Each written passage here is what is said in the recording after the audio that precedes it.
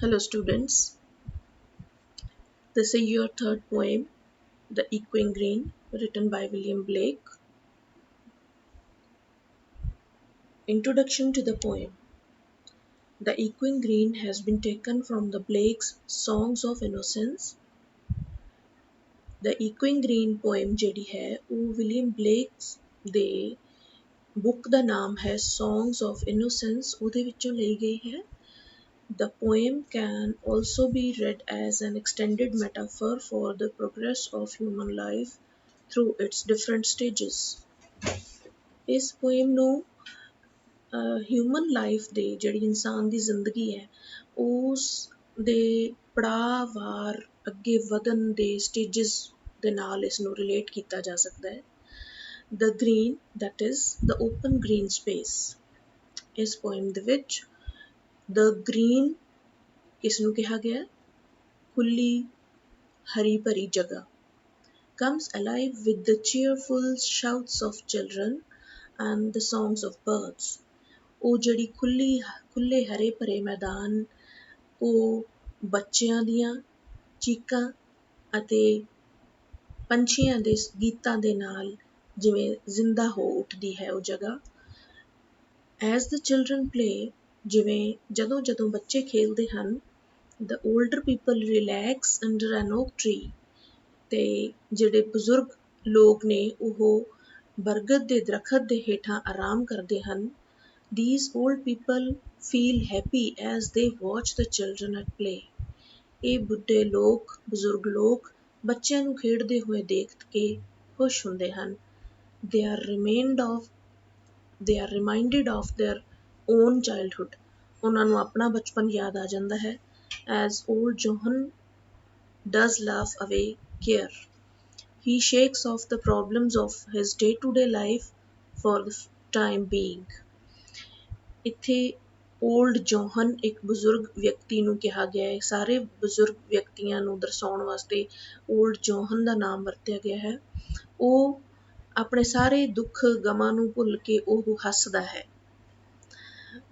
shakes off the problems of his day-to-day life for the time being. ਤੇ ਉਸ ਵੇਲੇ ਉਹ ਆਪਣੇ ਸਾਰੀਆਂ ਜਿਹੜੀਆਂ ਜ਼ਿੰਦਗੀ ਦੀਆਂ ਪ੍ਰੋਬਲਮਸ ਨੇ, ਮੁਸੀਬਤਾਂ ਨੇ, ਉਹਨਾਂ ਨੂੰ ਪਰੇ ਰੱਖ ਦਿੰਦਾ ਹੈ।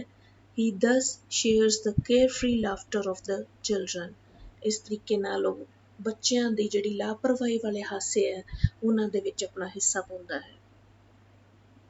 No negative emotion of fear, despair, pain or grief ruffles the peace and serenity of the green. ਇਹਨਾਂ ਹਰੇ ਮੈਦਾਨਾਂ ਦੀ ਵਿੱਚ ਕੋਈ ਵੀ ਕਿਸੇ ਵੀ ਤਰ੍ਹਾਂ ਦੀ ਡਰ ਦੀ ਭਾਵਨਾ ਜਾਂ ਫਿਕਰ ਦੀ ਭਾਵਨਾ, ਦੁੱਖ ਤਕਲੀਫ ਦੀ ਭਾਵਨਾ ਜਿਹੜੀ ਹੈ ਉਹ ਉਸ ਗ੍ਰੀਨ ਹਰੀ ਭਰੀ ਥਾਂ ਦੀ ਸ਼ਾਂਤੀ ਤੇ ਸਵੱਛਤਾ ਨੂੰ ਇਹ ਕੋਈ ਵੀ ਨੈਗੇਟਿਵ ਜਿਹੜੀਆਂ ਇਮੋਸ਼ਨਸ ਨੇ ਉਹ ਫਰਕ ਨਹੀਂ ਪਾਉਂਦੀਆਂ। After spending the fun-filled day on the green, ਸਾਰਾ ਦਿਨ ਉਸ ਹਰੇ ਭਰੇ ਮੈਦਾਨਾਂ ਦੇ ਵਿੱਚ ਆਨੰਦ ਮਾਣਦਿਆਂ ਹੋਇਆਂ ਸਮਾਂ ਬਤੀਤ ਕਰਕੇ the children return home at sunset. ਬੱਚੇ ਸ਼ਾਮ ਦੇ ਵੇਲੇ, ਸੂਰਜ ਡੁੱਬਣ ਦੇ ਵੇਲੇ ਆਪਣੇ ਘਰਾਂ ਨੂੰ ਵਾਪਸ ਪਰਤਦੇ ਹਨ। They are tired. ਉਹ ਥੱਕ ਚੁੱਕੇ ਹਨ but fulfilled. ਲੇਕਿਨ ਸੰਤੁਸ਼ਟ ਹਨ। They go home to the protective warmth of their mother's laps in the evenings. ਤੇ ਉਹ ਸ਼ਾਮ ਨੂੰ ਆਪਣੇ ਮਾਤਾ ਜੀ ਦੀ, ਮੰਮੀ ਦੀ ਨਿੱਘੀ ਗੋਦ ਦੇ ਵਿੱਚ ਜਾ ਕੇ ਜਿਵੇਂ ਉਹਨਾਂ ਨੂੰ ਪ੍ਰੋਟੈਕਸ਼ਨ ਮਿਲ ਗਈ ਹੋਵੇ, ਕਿਸੇ ਦਾ ਤੋਂ ਸੁਰੱਖਿਅਤਾ ਮਿਲ ਗਈ ਹੋਵੇ। ਇਹ ਇਸ ਪੋਇਮ ਦਾ ਜਿਹੜਾ ਸਮਰੀ ਹੈ ਉਹ ਹੈ। ਇਸ ਸਾਰੇ ਕਿਸੇ ਨੂੰ ਅਸੀਂ ਕਵੀ ਦੇ ਵਰਡਸ ਦੇ ਵਿੱਚ ਅਸੀਂ ਦੇਖਾਂਗੇ ਕਿ ਉਸਨੇ ਇਸ ਨੂੰ ਕਿਵੇਂ ਕਲਮਬੱਧ ਕੀਤਾ ਹੈ, ਕਿਵੇਂ ਲਿਖਿਆ ਹੈ ਤੇ ਨਾਲ ਦੀ ਨਾਲ ਇਸ ਨੂੰ ਇਨਸਾਨ ਦੀ ਜ਼ਿੰਦਗੀ ਦੇ ਸਟੇਜਸ ਦੇ ਨਾਲ ਕੰਪੇਅਰ ਕਰਾਂਗੇ ਕਿ ਕਿਵੇਂ ਉਹ ਪੜਾਅਵਾਰ ਇਸ ਕਵਿਤਾ ਨੂੰ ਆਪਣੀ ਇਨਸਾਨ ਦੀ ਜ਼ਿੰਦਗੀ ਨਾਲ ਰਿਲੇਟ ਕਰਦਾ ਹੈ। The sun does arise. ਕਵੀ ਕਹਿੰਦਾ ਹੈ ਕਿ ਸੂਰਜ ਚੜ੍ਹਦਾ ਹੈ and make happy the skies. ਤੇ ਸੂਰਜ ਦੇ ਚੜ੍ਹਨ ਦੇ ਨਾਲ ਸਾਰੇ ਪਾਸੇ ਅਸਮਾਨ ਦੇ ਵਿੱਚ ਰੌਸ਼ਨੀ ਭਰ ਜਾਂਦੀ ਹੈ, ਜਿਸ ਦੇ ਨਾਲ ਕਿ ਇੰਝ ਲੱਗਦਾ ਹੈ ਕਿ ਅਸਮਾਨ ਵੀ ਖੁਸ਼ ਹੋ ਗਏ ਹੋਣ। The merry bells ring to welcome the spring. ਖੁਸ਼ੀ ਦੀਆਂ ਘੰਟੀਆਂ ਵੱਜਦੀਆਂ ਹਨ। ਕਿਉਂ ਵੱਜਦੀਆਂ ਹਨ? ਕਿਉਂਕਿ ਸਪਰਿੰਗ ਰੁੱਤ, ਬਸੰਤ ਰੁੱਤ ਸ਼ੁਰੂਆਤ ਹੋ ਗਈ ਹੈ ਤੇ ਉਸ ਦੇ ਸ਼ੁਰੂ ਹੋਣ ਦੀ, ਉਸ ਦੇ ਆਉਣ ਦੀ ਖੁਸ਼ੀ ਦੇ ਵਿੱਚ ਇਹ ਜਿਹੜੀਆਂ ਮੈਰੀ ਬਿਲਸ ਨੇ, ਖੁਸ਼ੀ ਦੀਆਂ ਘੰਟੀਆਂ ਨੇ, ਉਹ ਵੱਜਦੀਆਂ ਹਨ। The skylark and thrush, the birds of the bush, ਜਿਹੜੇ ਝਾੜੀਆਂ 'ਚ ਰਹਿਣ ਵਾਲੇ ਬਰਡਸ ਨੇ, ਪੰਛੀ ਨੇ, ਜਿਨ੍ਹਾਂ ਦੇ ਦੋ ਪੰਛੀਆਂ ਦੇ ਨਾਮ ਦਿੱਤੇ ਨੇ, skylark and thrush, ਉਹ ਵੀ ਕੀ ਕਰਦੇ ਨੇ? Sing louder around, ਚਾਰੇ ਪਾਸੇ ਉਹ ਉਛਲ ਕੂਦ ਕਰਦੇ ਹੋਏ ਉੱਚੀ ਉੱਚੀ ਗਾਉਂਦੇ ਹਨ। To the bells cheerful sound, ਕਿਉਂ ਗਾਉਂਦੇ ਨੇ? ਕਿਉਂਕਿ ਉਹਨਾਂ ਨੂੰ ਵੀ ਮੈਰੀ ਬੈਲਸ ਦੀਆਂ, ਖੁਸ਼ੀ ਦੀਆਂ ਘੰਟੀਆਂ ਦੀ ਆਵਾਜ਼ ਸੁਣਦੀ ਹੈ ਤੇ ਉਹਨਾਂ ਨੂੰ ਵੀ ਇੰਝ ਜਾਪਦਾ ਹੈ ਕਿ ਕਿਧਰੇ ਨਾ ਕਿਧਰੇ ਕੋਈ ਖੁਸ਼ੀ ਦੀ ਘਟਨਾ ਹੈ, ਖੁਸ਼ੀ ਵਾਲਾ ਵਾਤਾਵਰਨ ਹੈ ਤੇ ਉਹ ਜਿਹੜੇ ਪੰਛੀ ਨੇ, ਸਕਾਈਲਾਰਕ ਤੇ ਥਰਸ਼, ਉਹ ਵੀ ਉਹਨਾਂ ਘੰਟੀਆਂ ਦੀਆਂ ਆਵਾਜ਼ਾਂ ਦੇ ਨਾਲ ਖੁਸ਼ ਹੁੰਦੇ ਹਨ। While our sports shall be seen on the echoing green, ਇਸ ਸਾਰੇ ਕੁਛ ਦੇ ਨਾਲ, ਕੁਦਰਤ ਦੇ ਇਸ ਵਾਤਾਵਰਨ ਦੇ ਨਾਲ, ਖੁਸ਼ੀਆਂ ਭਰੇ ਵਾਤਾਵਰਨ ਦੇ ਨਾਲ ਨਾਲ ਅਸੀਂ ਦੇਖਦੇ ਹਾਂ ਕਿ ਸਾਡੇ ਜਿਹੜਾ ਉਹ ਹਰਾ ਭਰਾ ਘਾਹ ਦਾ ਮੈਦਾਨ ਹੈ, ਗ੍ਰੀਨ ਖੇਤ ਹੈ, ਖੁੱਲ੍ਹੇ ਖੇਤ ਹਨ, ਉੱਥੇ ਸਾਡੇ ਬੱਚੇ ਖੇਡਾਂ ਖੇਡ ਰਹੇ ਹਨ। So next stanza is, Old John with white hair does laugh away care.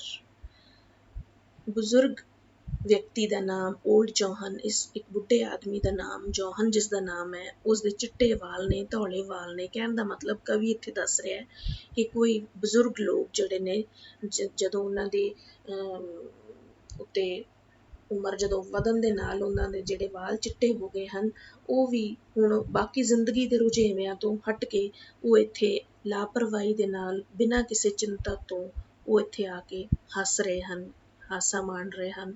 Sitting under the oak among the old folk, ਉਹ ਇਸ ਓਕ ਬਰਗਦ ਦਾ ਦਰਖਤ, ਵੱਡਾ ਸਾਰਾ ਦਰਖਤ ਹੁੰਦਾ ਬਰਗਦ ਦਾ, ਉਹਦੇ ਹੇਠਾਂ ਉਹ ਬਜ਼ੁਰਗ ਲੋਕਾਂ ਦੇ ਨਾਲ, ਆਪਣੇ ਸਾਥੀਆਂ ਦੇ ਨਾਲ ਬੈਠ ਕੇ ਪੁਰਾਣੀਆਂ ਕਹਾਣੀਆਂ ਨੂੰ ਸ਼ੇਅਰ ਕਰ ਰਹੇ ਹਨ, ਆਰਾਮ ਕਰ ਰਹੇ ਹਨ, ਰਿਲੈਕਸ ਕਰ ਰਹੇ ਹਨ।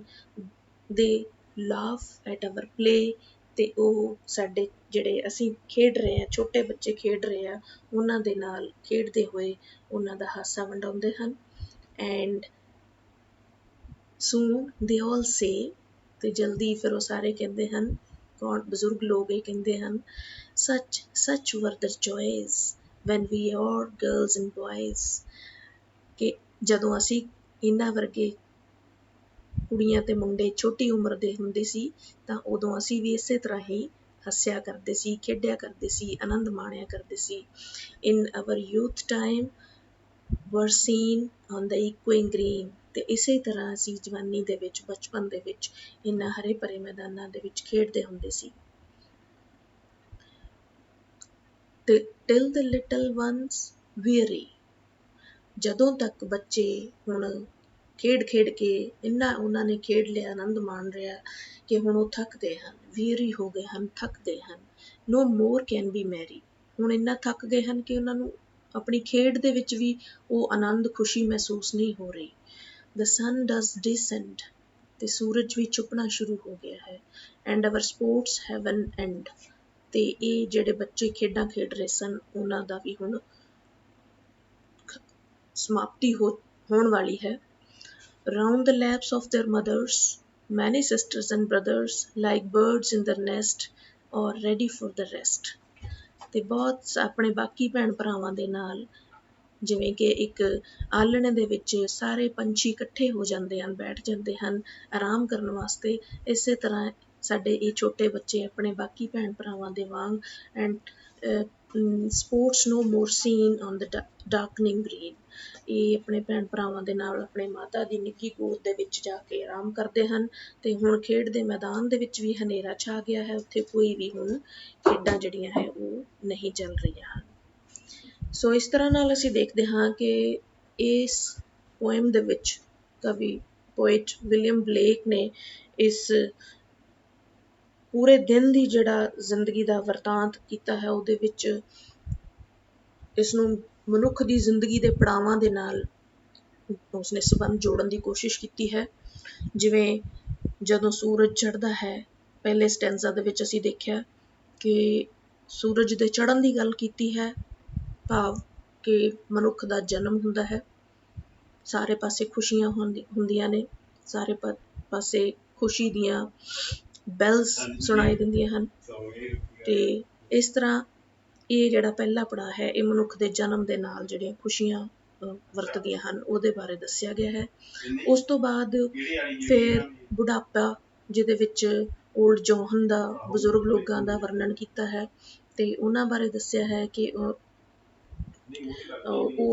ਆਪਣੇ ਉਮਰ ਦੇ ਅਖੀਰਲੇ ਪੜਾਅ ਦੇ ਵਿੱਚ ਉਹਨਾਂ ਨੂੰ ਸਾਰੇ ਦੁੱਖਾਂ ਚਿੰਤਾਵਾਂ ਦੇ ਵਿੱਚੋਂ ਲੰਘ ਕੇ ਉਹ ਇਸ ਉਮਰ ਤੱਕ ਪਹੁੰਚੇ ਹਨ। ਤਾਂ ਇਸ ਵੇਲੇ ਉਹ ਬੱਚਿਆਂ ਨੂੰ ਖੇਡਦਿਆਂ ਹੋਇਆਂ ਦੇਖ ਕੇ ਖੁਸ਼ੀ ਦਾ ਆਨੰਦ ਮਹਿਸੂਸ ਕਰਦੇ ਹਨ। ਤੇ ਜਦੋਂ ਸਾਰਾ ਦਿਨ ਖੇਡਦੇ ਹੋਏ ਬੱਚੇ ਮਨੁੱਖ ਵਿਅਕਤੀ ਆਪਣਾ ਸਾਰੀ ਉਮਰ ਨੂੰ ਭੋਗਦਾ ਹੋਇਆ ਜਦੋਂ ਆਪਣੇ ਉਮਰ ਦੇ ਅਖੀਰਲੇ ਪੜਾਅ ਦੇ ਵਿੱਚ ਪਹੁੰਚਦਾ ਹੈ ਤੇ ਉਸ ਵੇਲੇ ਉਹ ਖੇਡ ਕੇ ਇੰਨਾ ਦੁਖੀ ਹੋ ਗਏ ਹਨ, ਇੰਨਾ ਥੱਕ ਗਏ ਹਨ ਕਿ ਉਹਨਾਂ ਨੂੰ ਹੁਣ ਉਹਨਾਂ ਖੇਡਾਂ ਦੇ ਵਿੱਚ ਵੀ ਖੁਸ਼ੀ ਜਿਹੜੀ ਆ ਉਹ ਨਹੀਂ ਮਹਿਸੂਸ ਹੁੰਦੀ।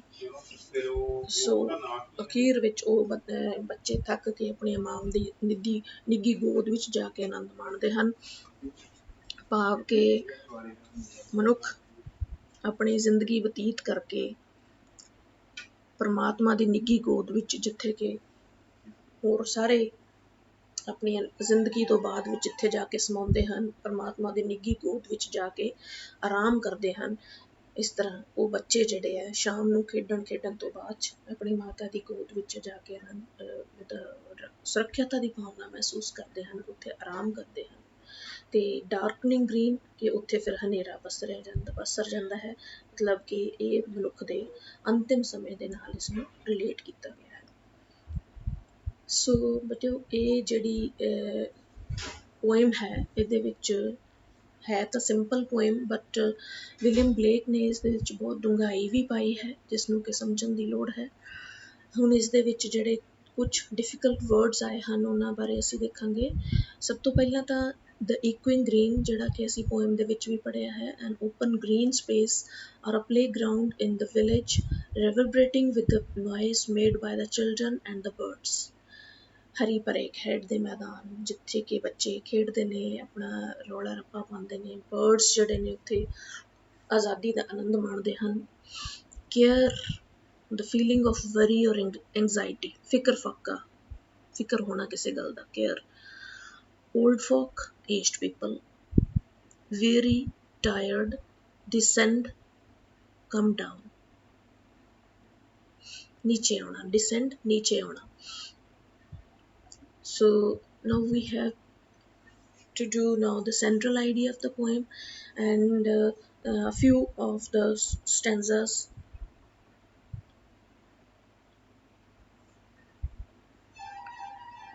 Second question is, read this line given below and answer the following question.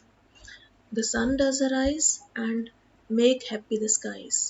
The merry bells ring to welcome the spring. So, and the stanza continues. The skylark and thrush, the birds of the bush, sing louder around to the bell's cheerful sound, while our sports shall be seen on the echoing green. So first question is, name the poet. You all know the name of the poet is William Blake. Second is, name the bird which sing to welcome the spring. So is stanza de vichon you have to find out the names of the birds we just studied. Yes, here are the name of the birds, skylark and thrush. So you have to write down the names of the birds which sing to welcome the spring are skylark and thrush. Third question is, what purpose does the ringing of merry bells serve in the poem? कि इस poem ਦੇ ਵਿੱਚ ਜਿਹੜੀਆਂ ringing of merry bells ਉਹ ਕੀ purpose ਸਰਵ ਕਰਦੀਆਂ ਨੇ, ਕਿਸ ਚੀਜ਼ ਵਾਸਤੇ ਉਹਨਾਂ ਦੀ ਵਰਤੋਂ ਕੀਤੀ ਗਈ ਹੈ, ਕਿਸ ਚੀਜ਼ ਨੂੰ ਦਰਸਾਉਣ ਵਾਸਤੇ ਉਹਨਾਂ ਦੀ ਵਰਤੋਂ ਕੀਤੀ ਗਈ ਹੈ।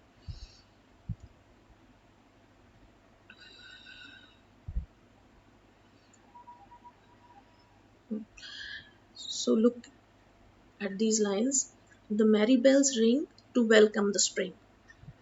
So merry bells ring to welcome the spring is the answer, ਕਿ ਮੈਰੀ ਬੈਲਸ ਜਿਹੜੀਆਂ ਨੇ ਉਹ ਖੁਸ਼ੀ ਦੀਆਂ ਘੰਟੀਆਂ ਬਸੰਤ ਰੁੱਤ ਦੇ ਆਉਣ ਦੀ ਖੁਸ਼ੀ ਦੇ ਵਿੱਚ ਵੱਜ ਰਹੀਆਂ ਹਨ।